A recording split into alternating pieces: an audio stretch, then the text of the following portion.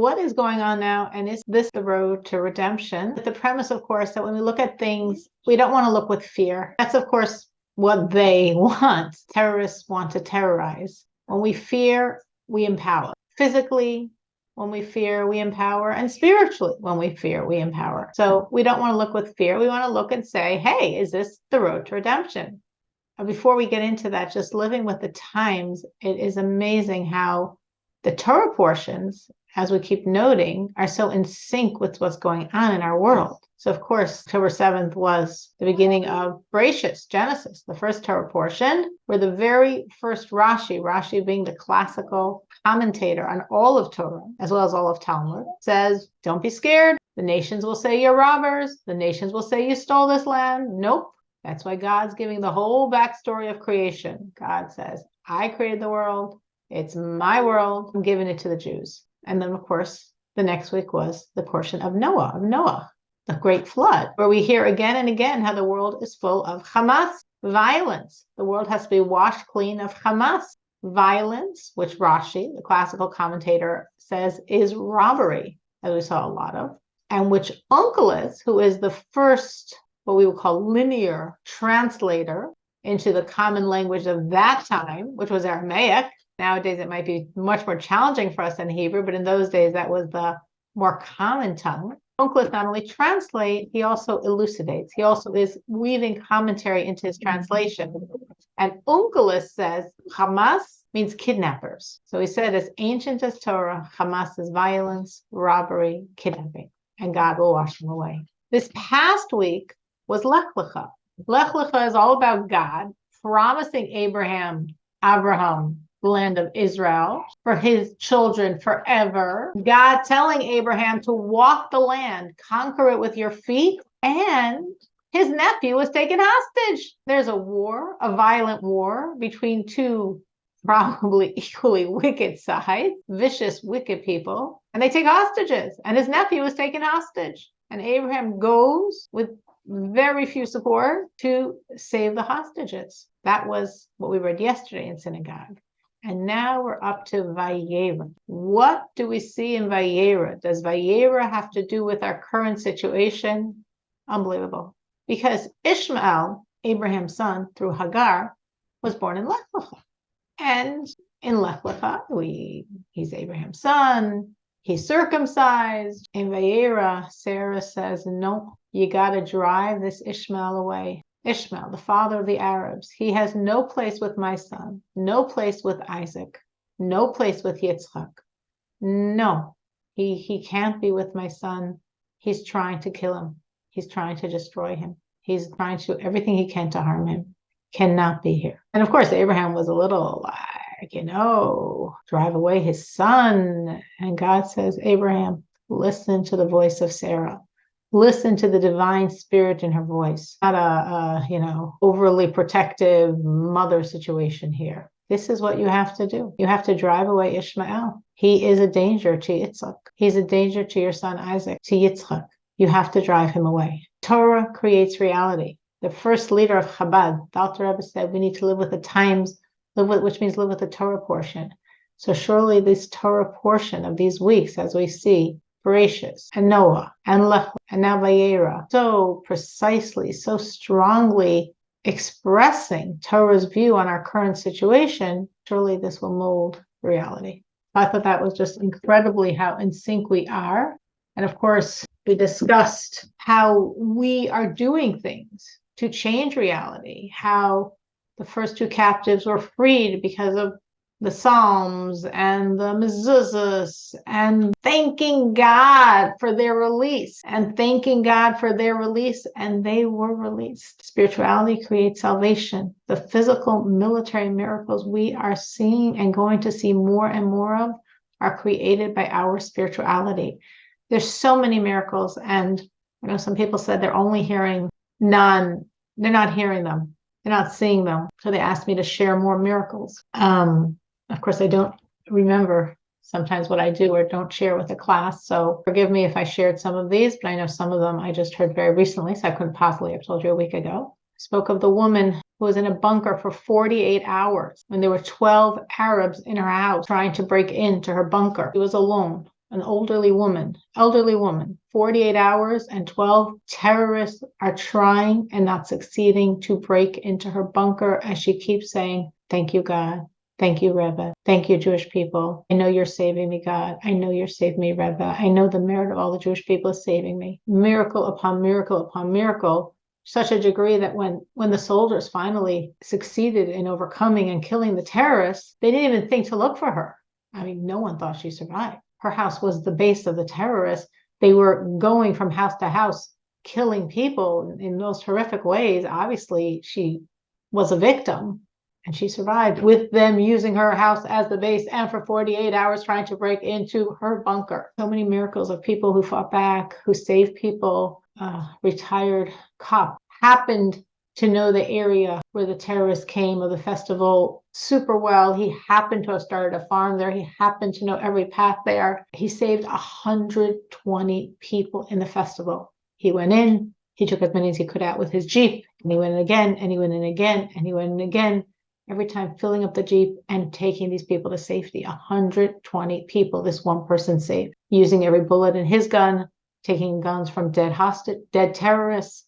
120 people this one man saved. A woman was alone with her children in one of the 3 villages that the terrorists brutally murdered or took captive.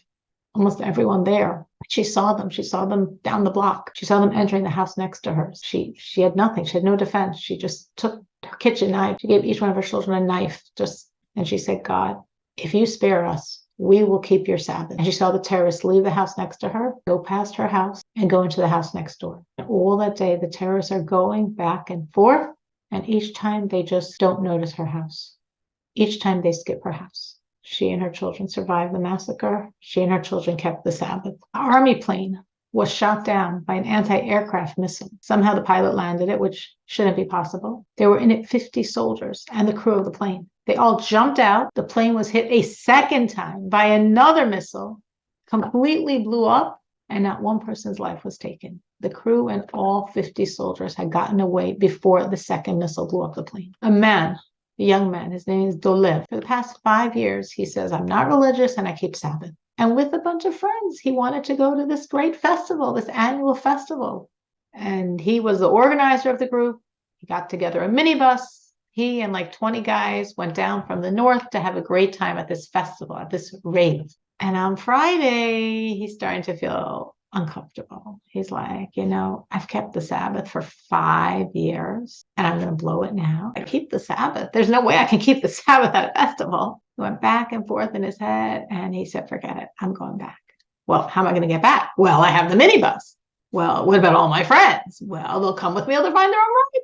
And he said to all the guys, he said, sorry, I know this is messing up your plans, but I keep the Sabbath. I can't stay here for the Shabbat, for the Sabbath. I have to go back home. Like, what? And he said, listen, I organize a minibus. I'm the one that rented it. I'm driving it back. You want to ride? Come with me. Stay. You'll find your own way. Every one of his friends went with him very angrily. And because of that, not one of those 20-some men were by the festival, and it was attacked on the Sabbath. Dolev's keeping the Sabbath protected him and protected about 20 of his friends. And he's like, who am I? What am I that miracle happened?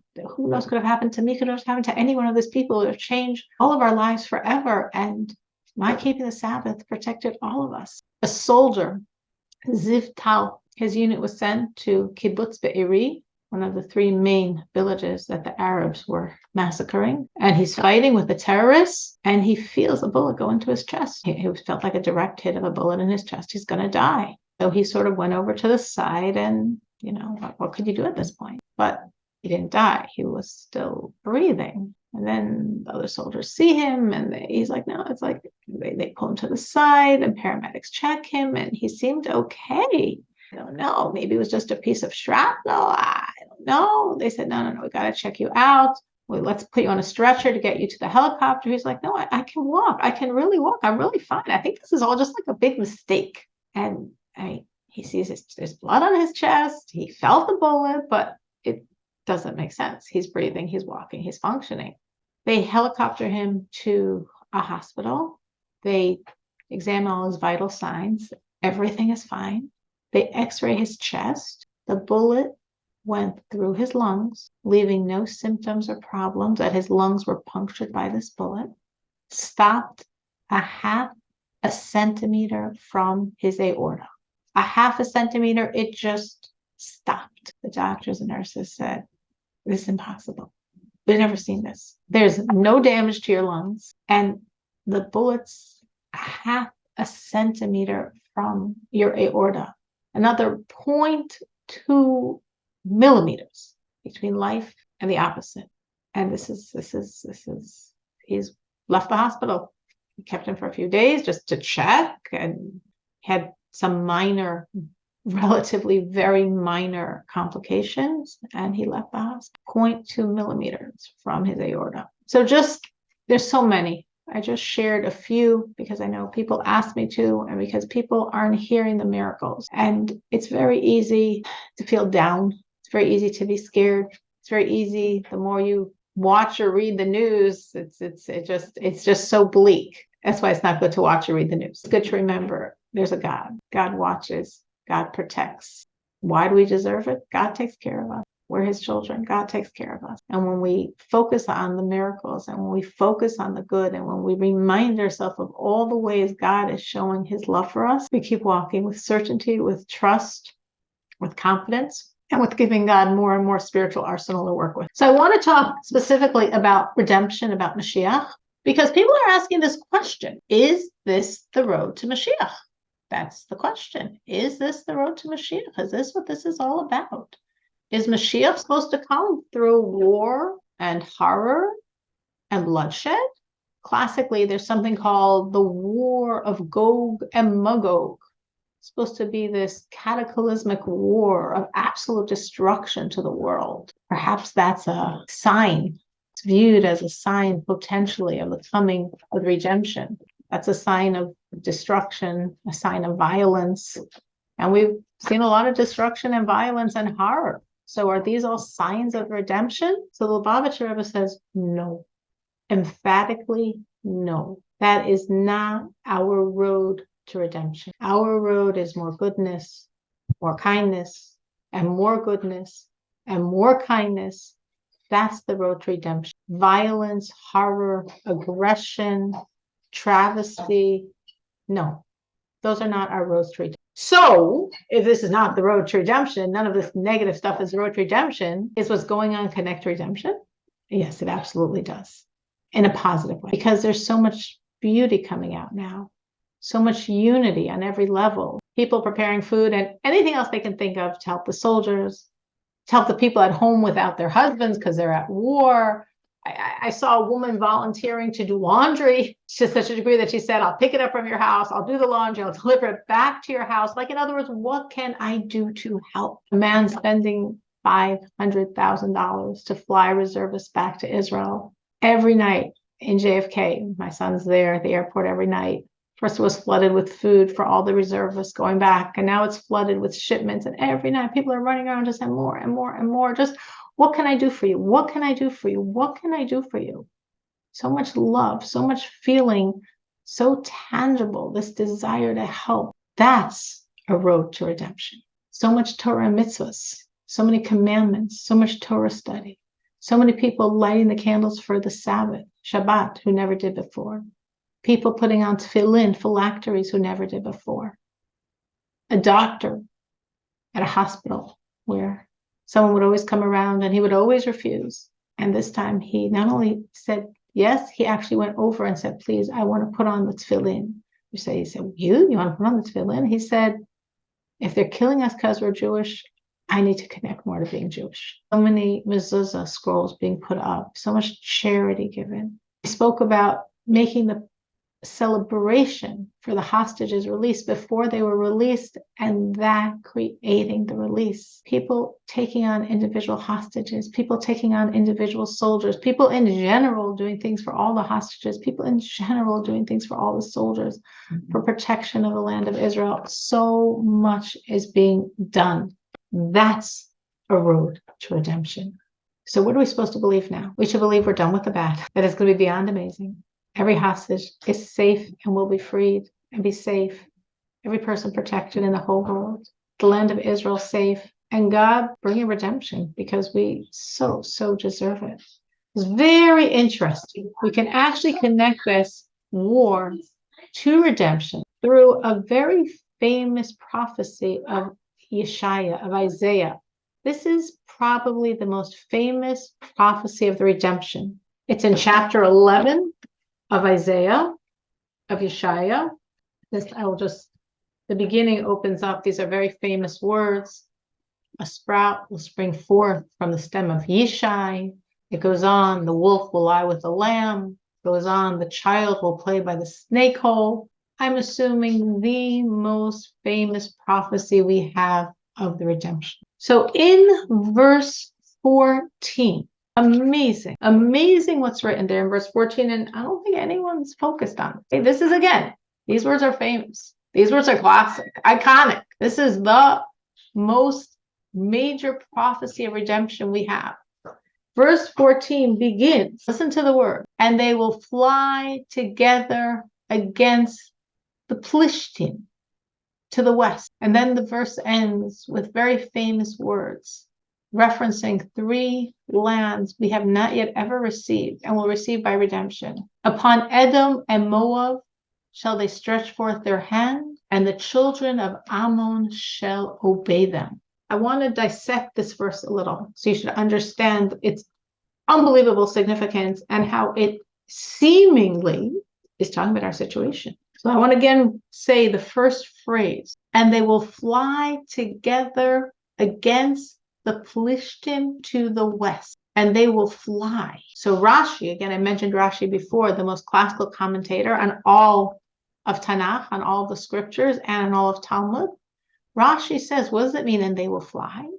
Rashi says it means the Jews. Rashi's writing this in medieval France.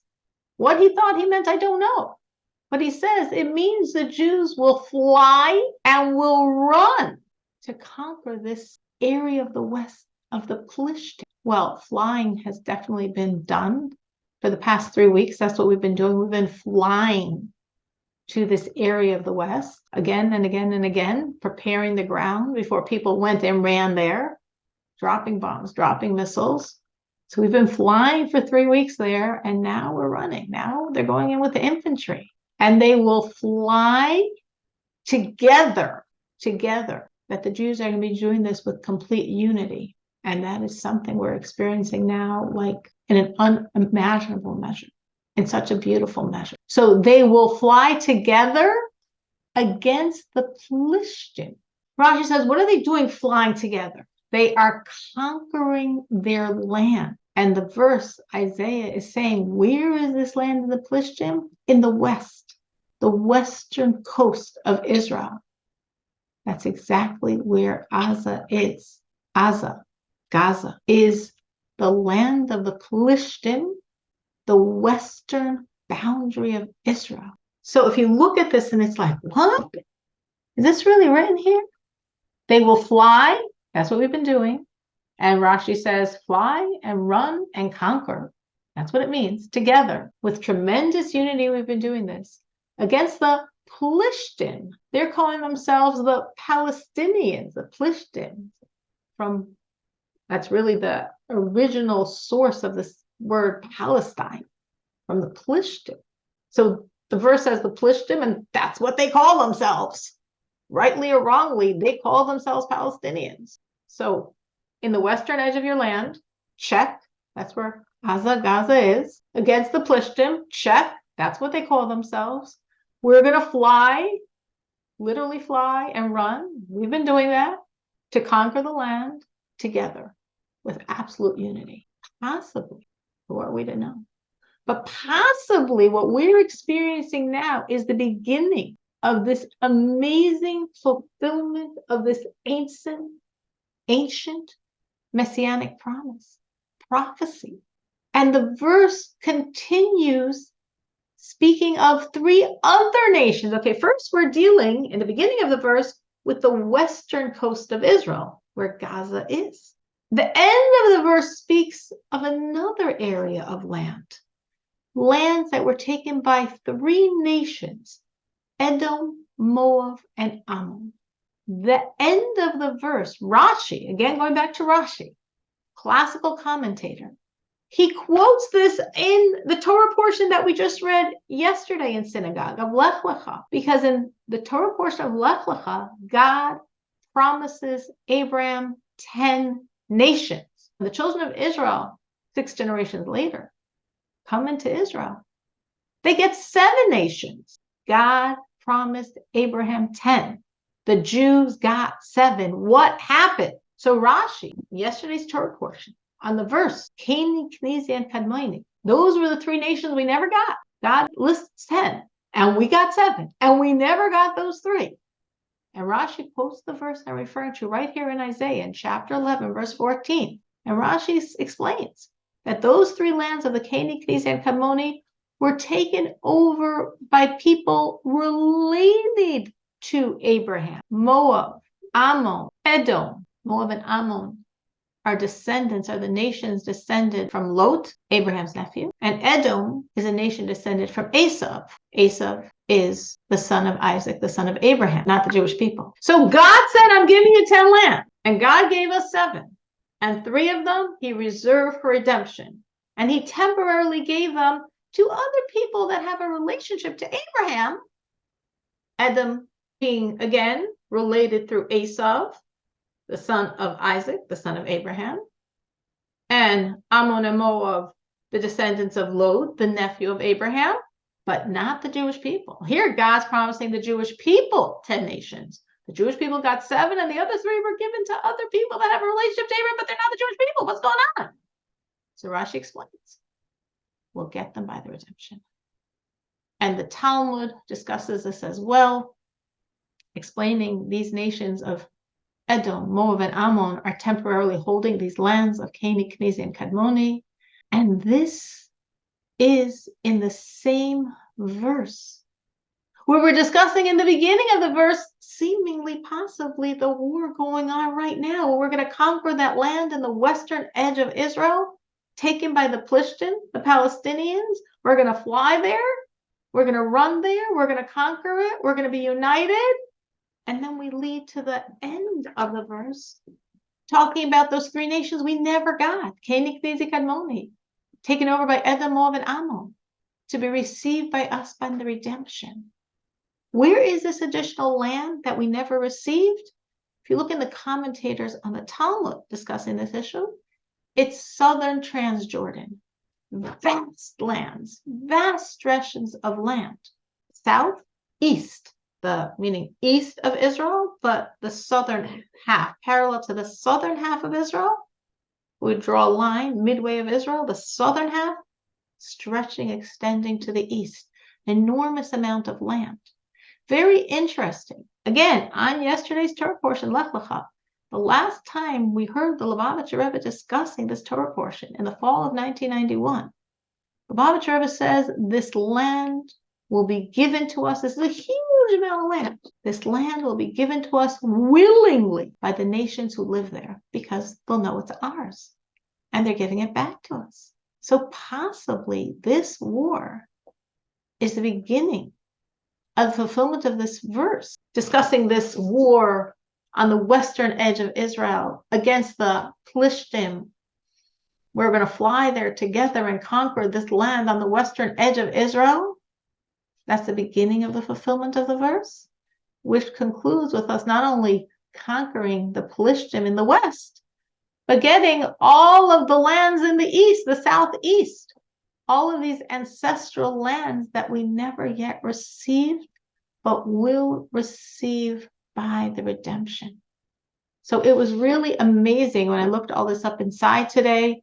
I opened up Isaiah and the Talmud and another commentary on the Talmud and the Torah of Lech Lecha to see Rashi's commentary there. And just looking at all this inside, it was so exciting because it gives such a positive spin to something that just could feel so like, oh, we have to go through this, but this is hard, painful stuff. And there's a world that's putting a lot of horrific pressure. And it's just so refreshing to immerse yourself in Torah and say, that's reality. That's reality. Nothing else is reality. Torah is reality. So what do we do to make this happen? I think the first most important thing we do is believe in it. Believe we are walking the road to redemption. Share the good news with others. Many people are connecting these events to redemption, but with fear. Taking away the fear, taking away the cataclysmic end of all days war. Any bad we've already gone through, above and beyond. We fulfilled our quota of that a long time ago. We don't need any more. We need to add in good to make it happen. And especially, I think for Noahides, giving charity with the intention to bring redemption. We all need to do that. We all need to give charity with the intention to bring redemption. It's a very powerful thing. We need to trust, all of us, all mankind has the ability to trust, and God will actualize our trust. So we need to trust. We need to say lots of Psalms. I hope everyone is saying lots of Psalms. Hope everyone is adding in charity. And I hope everyone is trusting. And that trust is God, this is your world. And you're doing good. It's a world of good. And you're making it more and more good. And that's what we have to focus on. And nothing else. Nothing else. There's so many things we could say as rejoinders to the else, to all the other stuff. But there's no point. That's not our road. We don't need to waste our time fighting darkness. We need to focus on light. And each one of us needs to be a light that adds more and more light to the world.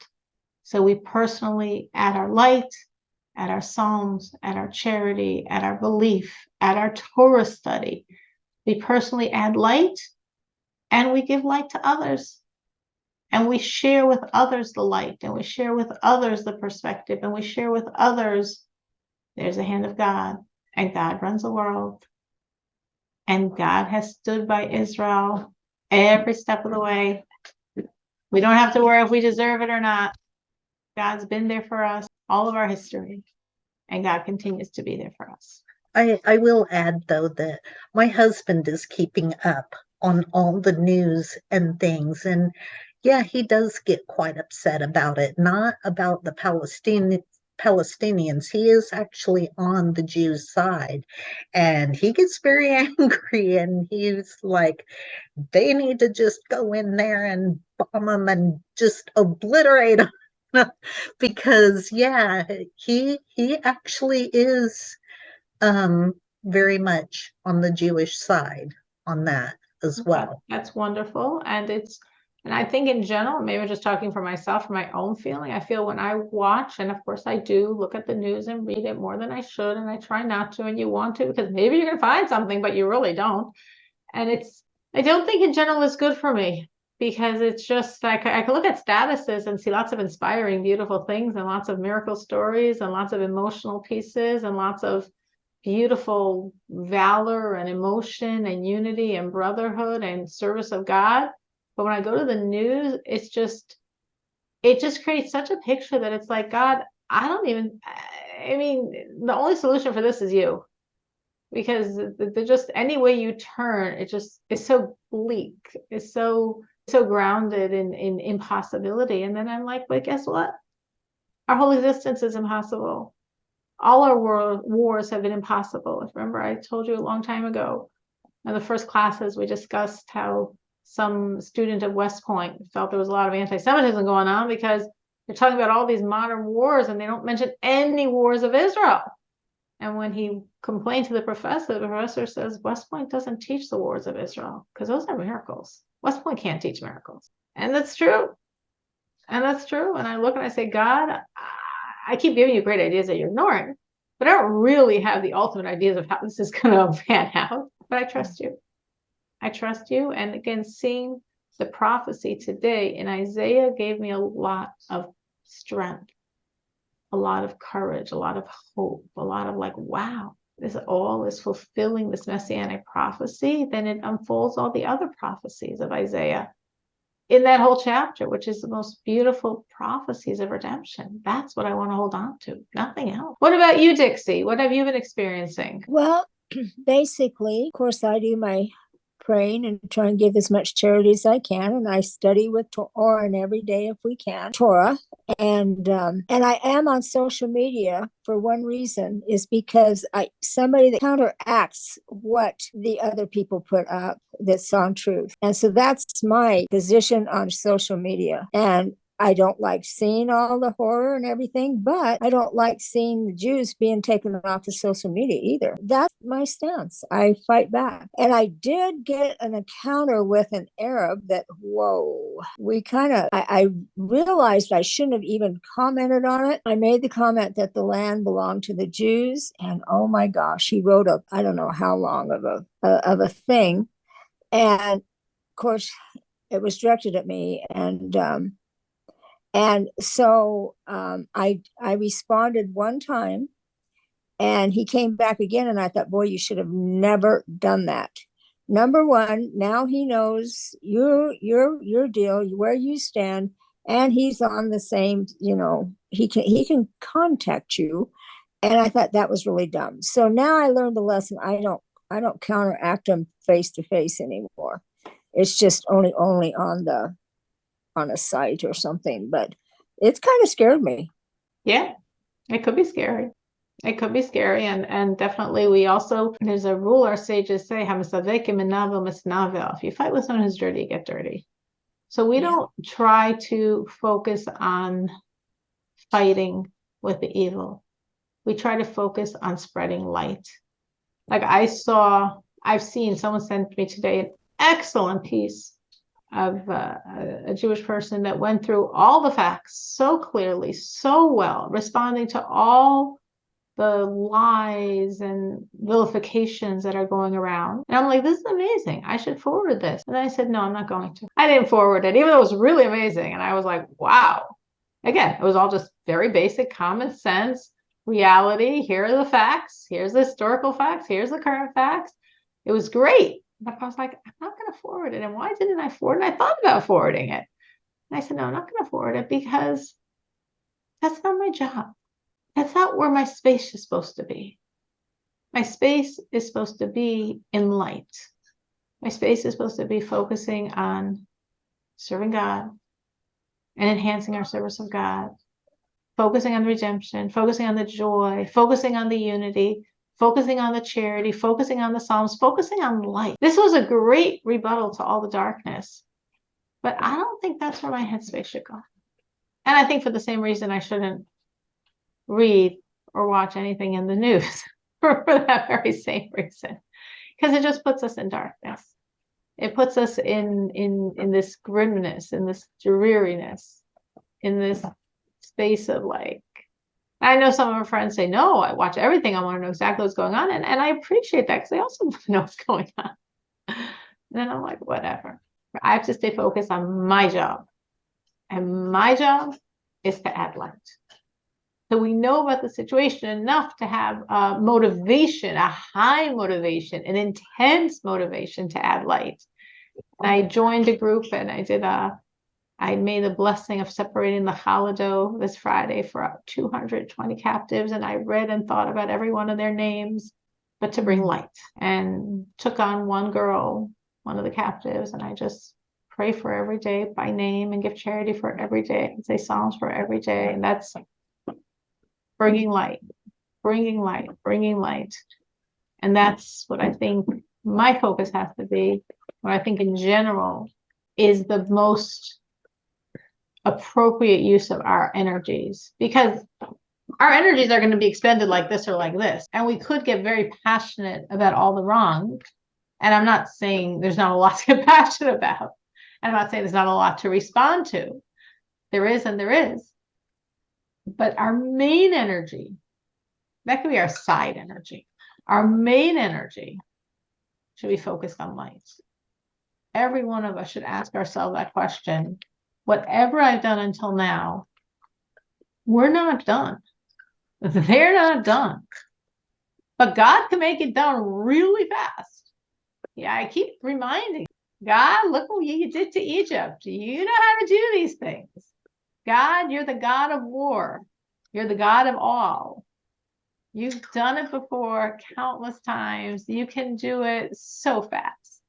so miraculous. So what can I do to make that happen? What can I add in my prayer and add in my psalms and add in my charity and add in good deeds and then in more and in more? And how can I find another way to add in the spiritual arsenal that will allow God to do what he wants to do and fulfill this Isaiah messianic prophecy? They will fly to the west. They will conquer it. Imagine that whole West Gaza land, which of course was our land, that for some reason the Israeli government thought this was the solution to peace.